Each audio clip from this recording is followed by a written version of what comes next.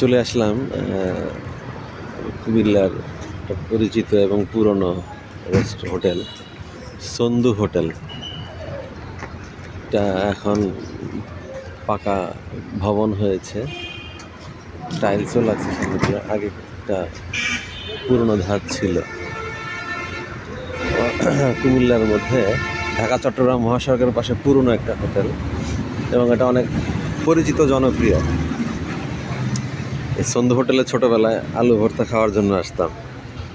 সন্ধু হোটেলের আলু ভর্তা আর গরুর মাংস খুবই সুস্বাদু, জনপ্রিয়।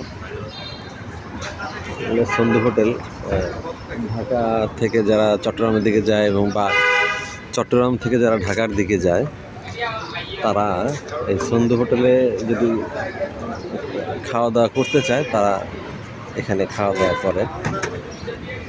অনেক যাত্রী আসে ঢাকা চট্টগ্রাম মহাসড়কের, যারা যাতায়াত করে তারা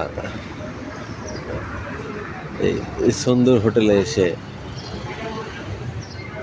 লাঞ্চ অথবা সকালের নাস্তা অথবা রাতের খাবার খাওয়ার সময় হলে একটু গাড়ি থামিয়ে এখানে এসে একটু খাওয়া দাওয়া করে যায়। ভিতরের পরিবেশও ভালো।